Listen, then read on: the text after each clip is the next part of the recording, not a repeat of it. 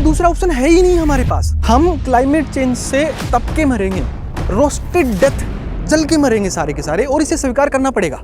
हम नहीं रोक सकते क्लाइमेट चेंज को। एक अमीर आदमी एक औसत आम आदमी से 10 लाख गुना ज़्यादा इस प्लानेट को गर्म करता है। Oil, gas, metals, crypto currency, ये सारी वो चीज़ें हैं जो माइनिंग करके निकाली जाती हैं। हाय, आप सभी को याद होगा बचपन में हम सबको ऐसे लगता था कि 2012 में दुनिया समाप्त हो जाएगी। एक्चुअली 2009 में हॉलीवुड की एक मूवी आई थी जिसका शीर्षक था 2012, और उसी मूवी की वजह से वो अफवाह फैली थी पूरी दुनिया में। तो उस मूवी के एंडिंग में ये होता है कि दुनिया ख़त्म हो रही है और जो अमीर लोग हैं दुनिया के, वो अपनी एक स्पेसशिप में बैठ के जा रहे हैं, और बाकी के जो भी गरीब लोग हैं उनको यहीं पे मरता हुआ छोड़ के वो चले जाते हैं। पहले मुझे लगता था कि एक साइंस फिक्शन मूवी है, बट अब मुझे लगता है कि शायद दुनिया ऐसे ही समाप्त होगी और ऐसे ही अमीर लोग गरीब लोगों को छोड़ के चले जाएंगे। हमें लगता है कि हम पर्यावरण को ख़राब कर रहे हैं और इसको बचाने के लिए हमें पेड़ लगाने हैं, एसी को 24 पे चलाना है, प्लास्टिक नहीं जलाना है, कम से कम कार्बन एमिशन छोड़ना है। बट इस कहानी के असली विलन हम नहीं हैं, असली विलन कोई और है, और वो हैं दुनिया के टॉप 1% अमीर लोग। आपको पता है दुनिया के जो टॉप 1% अमीर लोग हैं वो दुनिया के बाकी 66% लोग जितना कार्बन एमिशन करते हैं उसके बराबर वो अकेले करते हैं 1% वाले।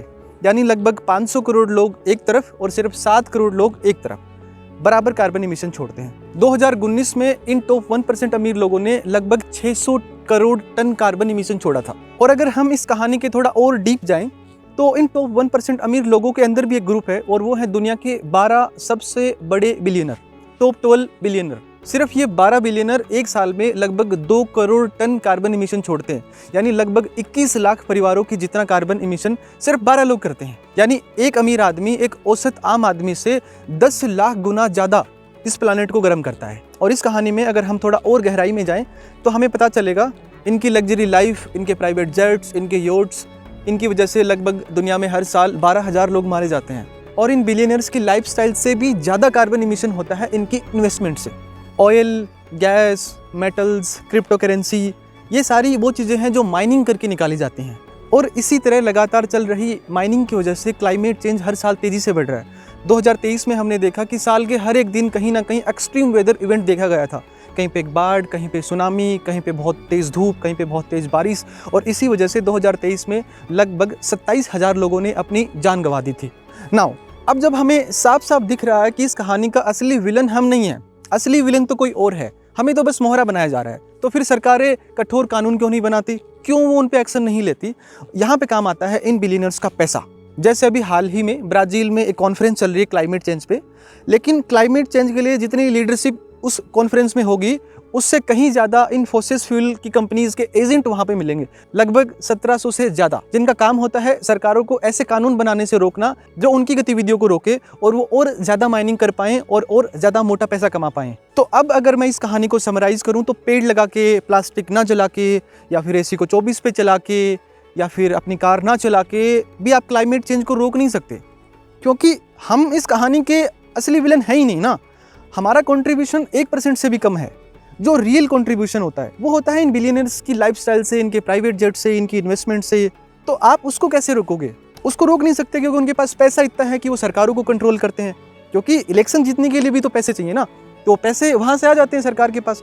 तो सरकार भी इसको रोक नहीं सकती। हम क्लाइमेट चेंज से तप के मरेंगे, रोस्टेड डेथ, जल के मरेंगे सारे के सारे, और इसे स्वीकार करना पड़ेगा। कोई दूसरा ऑप्शन है ही नहीं हमारे पास। हम नहीं रोक सकते क्लाइमेट चेंज को। बस ये है कि अगर आपने भी थोड़ा पैसा कमा लिया तो आपकी जो मौत है वो आसान हो जाएगी।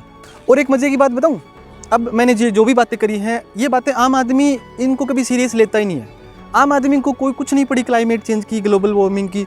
लेकिन जब वो एक्सट्रीम वेदर इवेंट होने लगेंगी तो सबसे पहले मरेगा वो आम आदमी, मरेगा वो ठेले वाला ही, क्योंकि मैं तो कहीं ना कहीं ऐसे ढूंढ लूँगा जैसे अमीर लोग करते हैं, हम लोग ढूंढ लेंगे। मरेगा आम आदमी सबसे पहले। तो क्यों नहीं सोच रहा हुआ आम आदमी क्लाइमेट चेंज के बारे में? और मुझे नहीं पता ये वीडियो इंटरनेट पे कितनी देर रहेगा, क्योंकि ऐसे वीडियोस अक्सर हटा दिए जाते हैं, तो हो सकता है इस वीडियो के साथ भी वही हो जाए। तो मेरे भारत के जिम्मेदार नागरिकों, थोड़ी हिम्मत दिखाओ, उठो, थोड़ा खुद ही अंदर ईगो बिल्ड करो और आवाज़ उठाओ, बोलो। अगर तुम नहीं बोलोगे तो फिर शोषण होगा, दबोगे, और फिर वही रोस्टेड डेथ। तो अगर आप चाहते हो कि मैं इसके ऊपर एक डिटेल की स्टडी करूँ तो do let me in the comment box, और ऐसे और इंटरेस्टिंग वीडियोज़ के लिए मुझे फॉलो करें।